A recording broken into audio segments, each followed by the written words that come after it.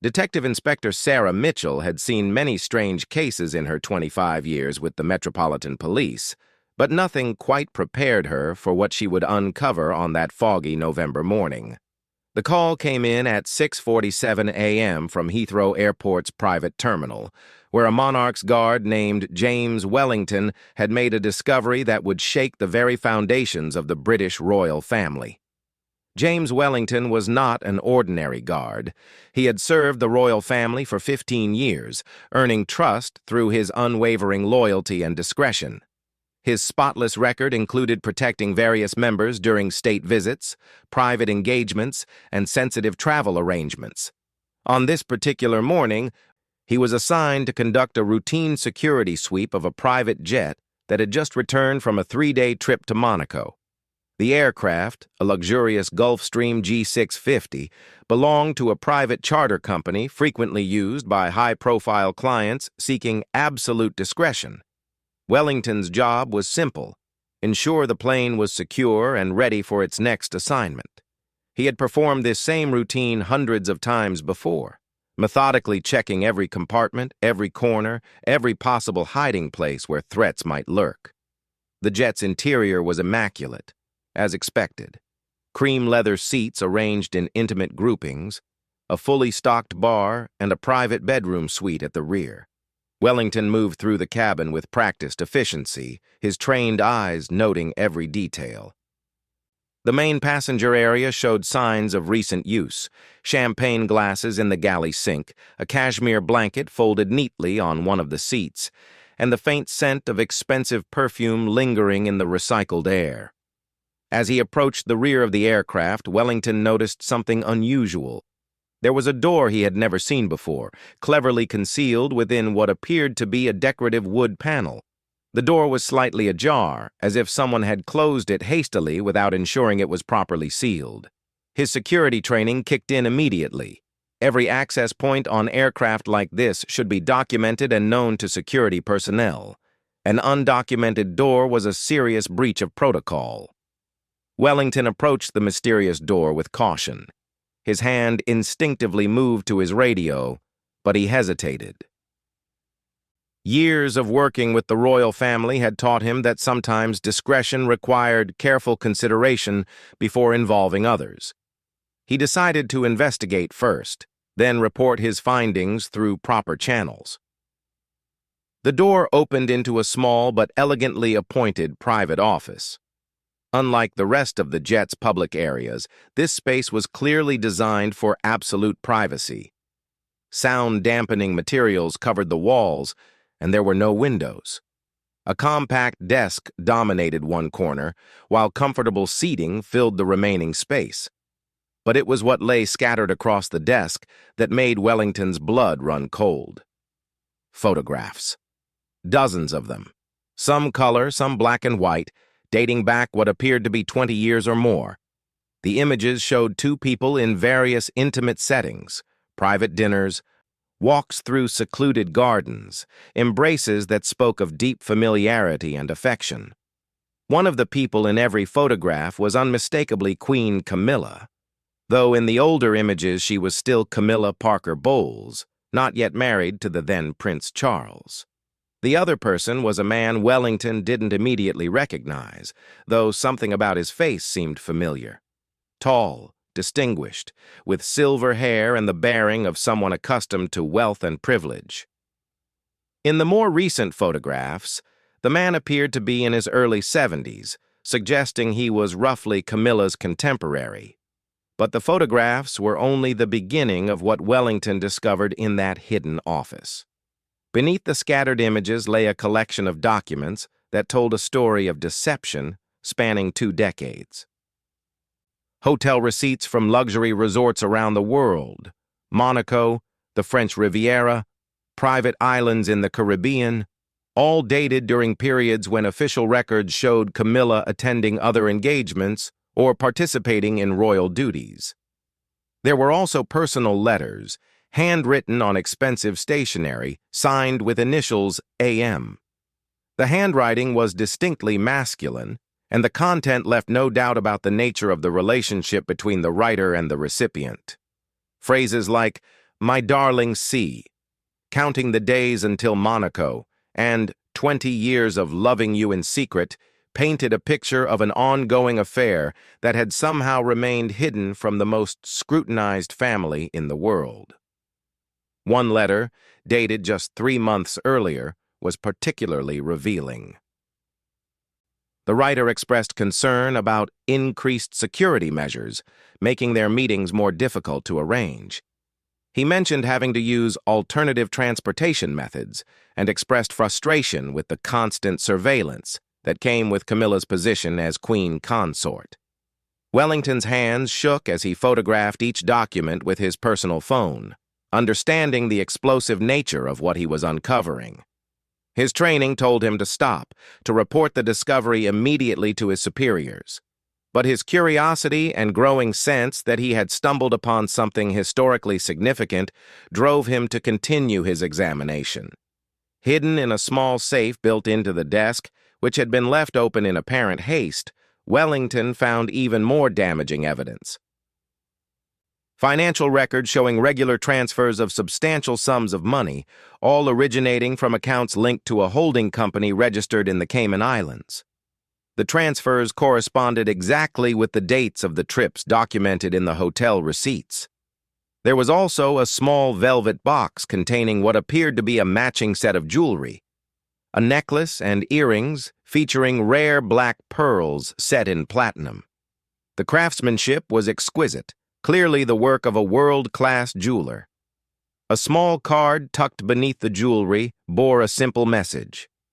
For 20 beautiful years, with love always. A. As Wellington continued his investigation, he began to piece together the scope of what he was uncovering. This wasn't simply a matter of marital infidelity, though that would be scandalous enough. The evidence suggested a level of deception and secret coordination that had required significant planning and resources. Someone had gone to extraordinary lengths to maintain this relationship while keeping it hidden from the intense scrutiny that surrounded every aspect of royal life. The implications were staggering. If Queen Camilla had indeed maintained a secret relationship throughout her marriage to King Charles, it would create a constitutional crisis unlike anything in modern British history. The monarchy's credibility, already strained by various scandals over the decades, would face its gravest challenge yet. Wellington realized he was holding evidence that could topple the current royal family and reshape the British monarchy forever. The weight of this responsibility was overwhelming. His loyalty to the crown warred with his duty to uphold the truth. He had sworn an oath to protect the royal family, but what did that oath mean when the evidence suggested that a member of that family had been living a lie for decades? As he carefully returned the documents to their original positions, Wellington noticed something else that made his stomach turn. In the corner of the office, partially hidden behind a small filing cabinet, was a security camera. The lens was pointed directly at the desk where all the evidence had been stored. Someone had been recording activities in this secret office, creating a permanent record of meetings that were supposed to remain absolutely private. The camera appeared to be connected to a digital recording system built into the jet's infrastructure. This wasn't amateur surveillance. It was sophisticated professional-grade equipment that would have required significant technical expertise to install and maintain. The implications were chilling. If someone had been secretly recording Camilla's private meetings for 20 years, they possessed blackmail material that could destroy not only her reputation, but potentially the entire monarchy. Wellington's mind raced as he considered the possibilities. Was this camera installed by intelligence services as part of a covert surveillance operation? Was it placed there by foreign agents seeking to gather compromising information about the British royal family? Or was it the work of someone within the royal household itself, perhaps collecting evidence for their own protection or future use? The discovery of the surveillance equipment transformed Wellington's understanding of what he had uncovered. This wasn't just about an extramarital affair. It was about a sophisticated operation that had been monitoring and documenting the private activities of one of the most powerful women in Britain. The security implications alone were enough to trigger a national security investigation. As Wellington prepared to leave the hidden office, he noticed one final detail that would haunt him for months to come. Tucked behind the surveillance monitor was a small notebook filled with dates, times, and brief coded entries. The entries appeared to document meetings between C and AM going back exactly 20 years, starting from a date just 6 months after Camilla's wedding to then Prince Charles. The notebook suggested a level of organization and premeditation that made the affair seem less like a crime of passion and more like a carefully orchestrated deception. Someone had been meticulously tracking these secret meetings from the very beginning, creating a detailed record of what might be the most significant scandal in royal history. Wellington closed the hidden door and completed his security sweep of the rest of the aircraft, but his mind remained focused on what he had discovered. He understood that he now possessed information that could change the course of British history. The question that tormented him as he left the airport that morning was simple but profound. What should he do with this knowledge? His training demanded that he report the security breach immediately. The hidden office, the surveillance equipment, and the evidence of unauthorized access to royal transportation all represented serious security concerns that required immediate attention from his superiors. But Wellington also understood that once he made his report, he would lose control over how the information was used. Would the evidence be buried to protect the monarchy? Would it be leaked to damage the royal family? Would foreign intelligence services somehow gain access to the surveillance recordings? The possibilities were endless, and none of them seemed likely to serve the interests of the British people or the institution he had sworn to protect. As he drove home through the London morning traffic, Wellington made a decision that would define the rest of his life. He would conduct his own investigation before reporting his discoveries. He would try to identify the mysterious AM and understand the full scope of the relationship documented in those photographs and letters. Only then would he decide how to proceed with information that could reshape the British monarchy forever. Wellington spent the next 3 days wrestling with his conscience while beginning his private investigation into the identity of AM. His position as a monarch's guard provided him with access to resources and databases that ordinary citizens could never reach, but using these resources for unauthorized research could cost him his career and his freedom. The weight of what he had discovered pressed down on him like a physical burden. His first breakthrough came through careful analysis of the older photographs. In several images, the mysterious man was wearing distinctive cufflinks, bearing what appeared to be a family crest. Wellington used his access to heraldic databases to identify the symbol. It belonged to the Montclair family, one of Britain's oldest and wealthiest aristocratic lines. The Montclairs had made their fortune in shipping and finance over 3 centuries, building an empire that now spanned multiple continents. Armed with this information, Wellington began researching the current members of the Montclair family. The head of the family was Lord Alexander Montclair, a 73-year-old widower who had inherited his title and vast fortune 25 years earlier. Photographs from society pages and business publications confirmed what Wellington had suspected. This was indeed the AM from the secret documents. Lord Montclair was not just any wealthy aristocrat. His business interests included major holdings in shipping, real estate, and media companies. He owned private residences in London, Monaco, New York, and the Caribbean, locations that matched perfectly with the travel records Wellington had discovered. More significantly, Montclair served on the boards of several charitable organizations that had received royal patronage over the years, providing him with legitimate opportunities to interact with members of the royal family. The more Wellington learned about Lord Montclair, the more complex the situation became. This wasn't a simple case of infidelity. It was a relationship between two of Britain's most powerful individuals, each with access to state secrets, financial resources, and political influence that could affect national and international affairs. The security implications were staggering. Wellington's investigation revealed that Lord Montclair had been divorced from his first wife in 1998, just 2 years before the affair with Camilla appeared to have begun. His ex-wife, Lady Margaret Montclair, had received a settlement reported to be worth over £50 million, along with strict confidentiality agreements that prevented her from discussing any aspect of their marriage or divorce. The timing suggested that the end of Montclair's marriage might have been connected to his growing relationship with Camilla. But it was what Wellington discovered about Montclair's current business activities that truly alarmed him. Through a complex web of holding companies and offshore accounts, Montclair appeared to have significant financial interests in several defense contractors that held lucrative contracts with the British government. If he had been receiving inside information about government policies or military planning through his relationship with Camilla, it could constitute not just adultery but treason. The financial records Wellington had photographed in the hidden office took on new significance in this context. The regular transfers of money weren't just funding romantic getaways. They appeared to be part of a sophisticated money laundering operation designed to hide the true source and destination of funds flowing between various Montclair-controlled entities and offshore accounts in known tax havens.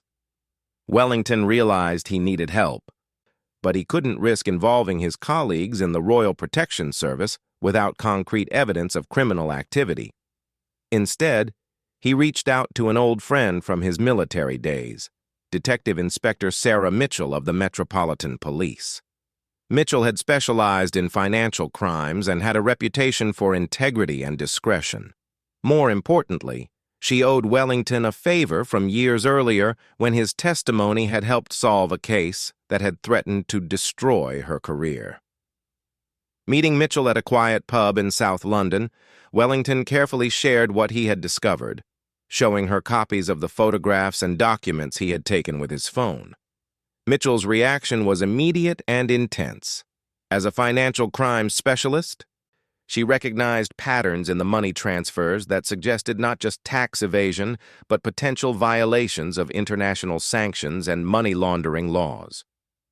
"This isn't just a royal scandal," Mitchell told Wellington as they studied the evidence spread across a corner table.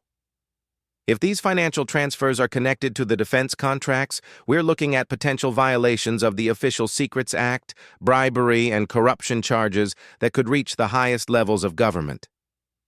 Mitchell agreed to help Wellington, but she insisted they needed more evidence before taking any official action. She suggested they work together to build a comprehensive case that would be impossible to ignore or suppress. Their investigation would need to be careful and methodical, gathering evidence that could withstand scrutiny from the most powerful legal teams in the country. Over the following weeks, Wellington and Mitchell developed a careful surveillance operation focused on Lord Montclair's activities. Wellington used his security clearance to monitor royal travel schedules, looking for patterns that matched with Montclair's known movements. Mitchell used her police resources to investigate the financial networks surrounding Montclair's business empire, carefully staying within legal boundaries while building a picture of potential criminal activity. Their patience was rewarded when they discovered that Camilla had a private engagement scheduled in Monaco the following month, officially described as a personal retreat with minimal security detail. Cross-referencing this information with flight records and hotel reservations, they were able to confirm that Lord Montclair had booked the penthouse suite at the same Monaco hotel for the same dates. Wellington faced an agonizing decision. His duty as a royal protection officer should have led him to report the security risk immediately, but doing so would expose the affair without providing the full context of the potential criminal activity they were uncovering. After lengthy discussions with Mitchell, they decided to take a calculated risk. Using his security credentials, Wellington arranged to be included in the minimal protection detail for Camilla's Monaco trip. This would give him direct access to observe the relationship between Camilla and Lord Montclair while gathering additional evidence of any criminal activity. Mitchell would coordinate from London, using her police resources to monitor financial transactions and communications during the same period. The Monaco operation proved to be more revealing than either Wellington or Mitchell had anticipated. From his position as part of the security detail, Wellington was able to observe that the relationship between Camilla and Lord Montclair was not just romantic, but appeared to involve the regular exchange of information about government policies, royal schedules, and state affairs. During one evening surveillance session, Wellington witnessed a meeting between Montclair and two individuals who were later identified through facial recognition software as representatives of a Russian energy company currently under international sanctions. The meeting took place at a private villa owned by Montclair, and Camilla was present for at least part of the discussion. Through carefully positioned listening devices, Wellington was able to record fragments of conversation that suggested Montclair was providing information about British energy policies and potential changes to sanctions regimes. The recordings were incomplete and would never stand up in court alone, but they provided crucial context for the financial transactions Mitchell was tracking simultaneously from London. Mitchell's parallel investigation revealed that during the Monaco trip, significant funds were transferred between accounts controlled by Montclair and shell companies registered in jurisdictions known for their secrecy and lack of cooperation with international law enforcement. The timing of these transfers, coinciding exactly with the policy discussions Wellington had partially recorded, suggested a pattern of information trading that had been ongoing for years. But the most shocking discovery came when Mitchell traced the ultimate destination of some of these funds. Money that had originated from Montclair's accounts eventually found its way to companies that held contracts for providing security services to various royal residences. In effect, Montclair appeared to be indirectly funding his own access to the royal family while simultaneously profiting from information gained through that access. The implications were staggering. If their suspicions were correct, Lord Montclair had not only been conducting a 20-year affair with the Queen Consort, but had been using that relationship to engage in what amounted to espionage and financial manipulation on an international scale. The affair had provided cover for a sophisticated intelligence operation that had potentially compromised British national security for decades. Wellington and Mitchell realized they had uncovered something far more significant than a royal scandal. They were looking at evidence of what appeared to be a long-term penetration of the British royal family by someone with clear connections to foreign interests and the financial resources to sustain a complex covert operation. The pressure of maintaining their investigation while continuing their regular duties was taking a toll on both Wellington and Mitchell. They were walking a tightrope, gathering evidence of potential treason while avoiding detection by the very security services they had sworn to serve. One wrong move could result in their arrest for unauthorized surveillance, abuse of their positions, and violation of the Official Secrets Act. Their investigation took on new urgency when Mitchell discovered that Montclair was planning to liquidate several major asset holdings and transfer the proceeds to accounts in non-extradition countries.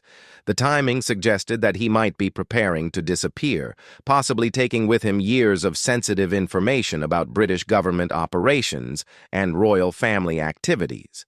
Wellington faced the most difficult decision of his career: continue the investigation and risk losing Montclair entirely, or move immediately with incomplete evidence and hope that what they had gathered would be enough to prevent a potential intelligence disaster. The clock was ticking, and the future of the British monarchy, and possibly national security itself, hung in the balance. The breakthrough they needed came from an unexpected source.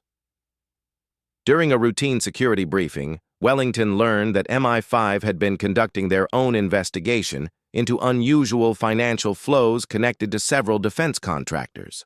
When he carefully probed for more information, he discovered that some of the same companies and accounts they had been investigating were already on the radar of Britain's domestic intelligence service. This revelation changed everything. Wellington and Mitchell were no longer conducting an unauthorized investigation into a royal scandal. They were potentially sitting on evidence that could support a major national security investigation that was already underway. The question now became how to share their information with MI5 without revealing how they had obtained it or compromising their own positions. Wellington made the decision to approach his superior officer and request a private meeting to discuss sensitive security concerns related to his recent duties. It was a calculated gamble that would either vindicate their investigation or destroy both their careers. As he prepared for that meeting, Wellington knew that the next few hours would determine not only his own future, but potentially the fate of the British royal family itself. The meeting with Wellington's superior, Commander Richard Ashford, took place in a secure conference room deep within the Metropolitan Police headquarters. Ashford had served in royal protection for over 30 years and had survived numerous scandals and crises. His weathered face betrayed no emotion as Wellington carefully presented his discoveries, starting with the hidden office on the private jet and building methodically through the evidence of the 20-year affair and its apparent connection to potential security breaches. When Wellington finished his presentation, the room fell silent for what felt like an eternity. Ashford studied the photographs and documents spread across the table, occasionally making notes but offering no commentary. Finally, he looked up at Wellington with an expression that mixed resignation with grim determination. "How much of this investigation did you conduct with Detective Inspector Mitchell?" Ashford asked. Wellington felt his stomach drop. If Ashford disapproved of his collaboration with an outside police officer, both his and Mitchell's careers could be over. "Sir, I felt the financial aspects were beyond my expertise, and Detective Inspector Mitchell has specialized knowledge in—" Ashford held up a hand to stop him. "James, I'm not criticizing your methods. I'm asking because I need to know who else is aware of this information." He paused, seeming to weigh his words carefully.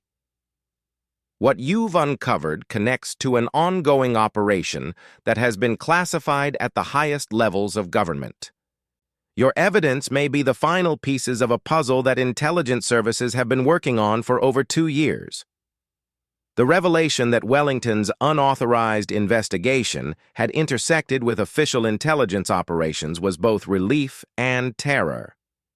Ashford explained that MI5 had been monitoring unusual financial flows connected to several individuals with access to government information, but they had lacked the direct evidence of information exchange that Wellington and Mitchell had documented. "Lord Montclair has been of interest to the security services for some time," Ashford continued. "His business dealings with sanctioned entities and his apparent ability to anticipate government policy changes had raised red flags. But until now, we had no evidence of how he was obtaining his information." Ashford's next words changed everything Wellington thought he understood about the situation. "The affair between Queen Camilla and Lord Montclair has been known to select members of the intelligence community for over a decade. The decision was made at the highest levels, not to intervene directly, but to monitor the relationship and assess the potential security risks." Wellington stared at his superior in shock. "You knew about the affair?" "We knew about a relationship that posed potential security risks," Ashford clarified. "What we didn't understand until now was the full extent of the information trading and the sophisticated financial network that supported it. Your evidence suggests this wasn't just an extramarital affair that happened to involve someone with questionable business interests. It was a deliberate intelligence operation that used personal relationships to gain access to state secrets." The implications were staggering. If the intelligence services had known about the affair for years but had chosen not to act, it suggested that they had been using Camilla unknowingly as part of their own counterintelligence operation. They had allowed Lord Montclair to continue his activities while monitoring what information he was gathering and how he was using it. Ashford revealed that the surveillance equipment Wellington had discovered in the hidden office hadn't been installed by Montclair or foreign agents. It had been placed there by MI5 as part of their monitoring operation. Every meeting between Camilla and Montclair for the past 5 years had been recorded, providing intelligence services with detailed knowledge of what information was being exchanged and how it was being used. The challenge, Ashford explained, has been determining when and how to act on this intelligence without causing a constitutional crisis.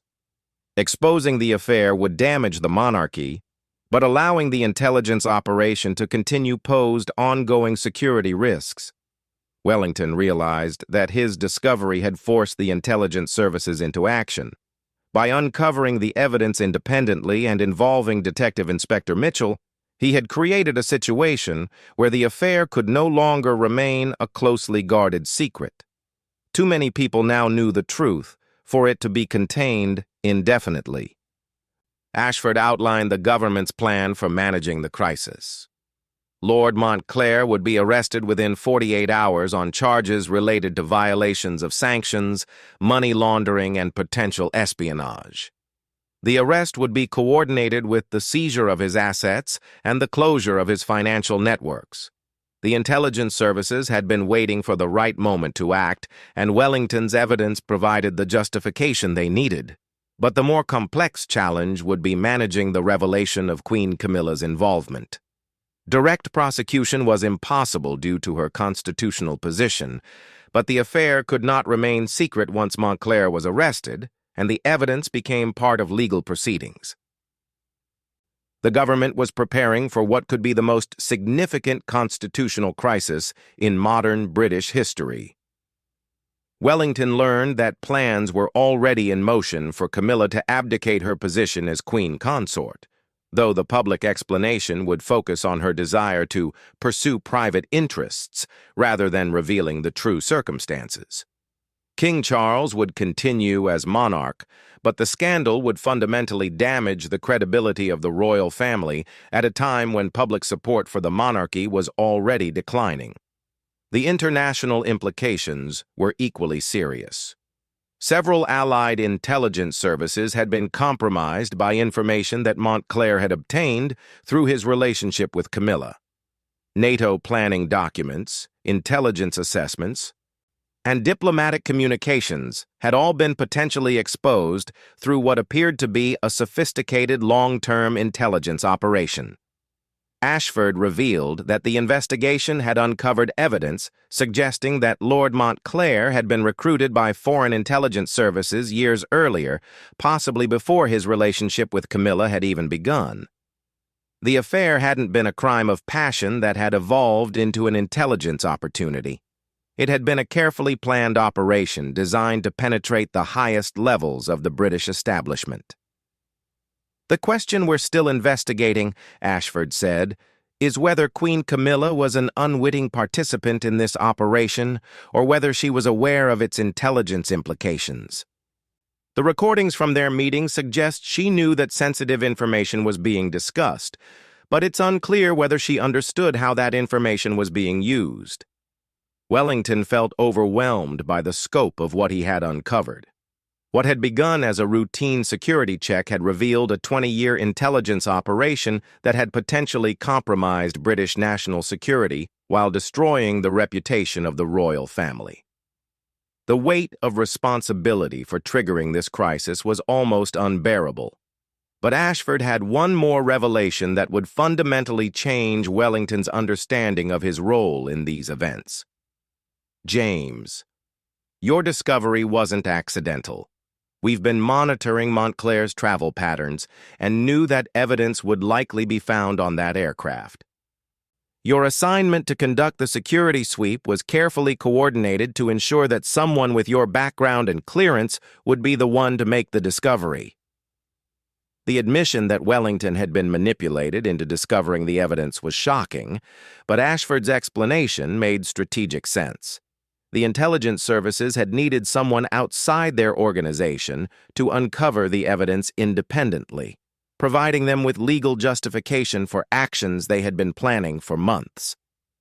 Wellington's reputation for integrity and his established protocols for handling sensitive information had made him the perfect unwitting agent for this operation. Your investigation with Detective Inspector Mitchell provided additional validation of our intelligence and gave us evidence we couldn't have obtained through our own surveillance, Ashford continued.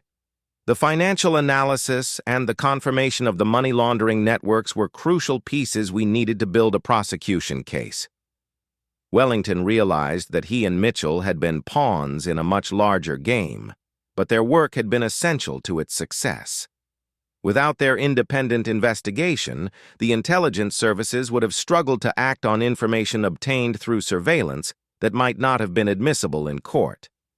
The timeline for public revelation of the scandal was tight. Lord Montclair's arrest was scheduled for the following Monday, and news of the operation would inevitably leak within hours. The government was preparing a comprehensive media strategy designed to focus public attention on the national security aspects of the case while minimizing discussion of the royal family's involvement. But Ashford warned Wellington that the aftermath would be complex and potentially dangerous. Foreign intelligence services would be working to determine how much of their operations had been exposed through Montclair's activities. There would likely be attempts to discredit the investigation or to eliminate witnesses who could provide evidence about the scope of the intelligence breach. Wellington's role as the person who had discovered the initial evidence would make him a target for both foreign operatives trying to suppress the investigation and domestic critics seeking to blame individuals rather than examining systemic failures. He would need to maintain absolute security protocols and might require protective custody during the most sensitive phases of the legal proceedings. The final revelation came when Ashford showed Wellington classified intelligence assessments that detailed the full scope of information that had been compromised through Montclair's operation. Military planning documents, intelligence source identities, diplomatic negotiation strategies, and economic policy decisions had all been potentially exposed over the 20-year period of the affair. Several ongoing intelligence operations in Eastern Europe and the Middle East would need to be terminated immediately due to potential compromise.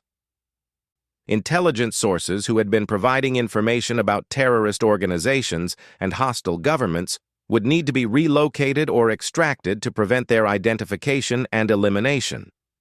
The damage to British intelligence capabilities would take years to fully assess and decades to repair. As Wellington left the meeting, he understood that his life would never be the same. He had stumbled upon one of the most significant intelligence disasters in British history, and his role in exposing it would define the remainder of his career and possibly his life. The weight of responsibility for the consequences that would follow was overwhelming, but he also felt a sense of pride in having served his country's interests, even when the cost would be enormous.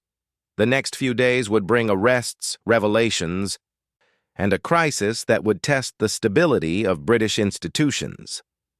Wellington had set in motion events that would reshape the monarchy, damage international relationships, and potentially save British national security from even greater compromise. As he walked through the London streets toward his home, he wondered whether history would judge his actions as heroic or catastrophic, knowing that the truth probably contained elements of both.